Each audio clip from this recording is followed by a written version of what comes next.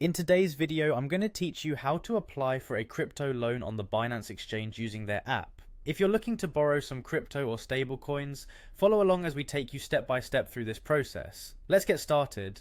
First, you'll want to open your Binance app. Once you're logged in, head to the main screen where you'll see various options. Here, look for the option labeled More. This is usually located on your home page, possibly in the middle or bottom of the screen depending on your app layout. Tapping More will expand a list of features and services that Binance offers beyond the basics. Once you've tapped on More, scroll down until you reach the section labeled Finance. This is where you'll find various financial services provided by Binance, such as staking, savings, and importantly for today, loans. Simply tap on Loans to proceed to the next step.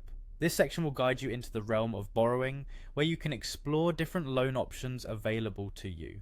Now that you've made it into the loan section, it's time to choose the type of loan that suits your needs. Within this section, Binance offers different types of loan options, depending on your requirements and the available collateral. Once you've reviewed your options, you'll want to tap on Borrow or Start Borrowing. This button should be prominently displayed once you've selected your loan type. Next, you will need to choose the specific cryptocurrency you wish to borrow, along with the type of collateral you're willing to use.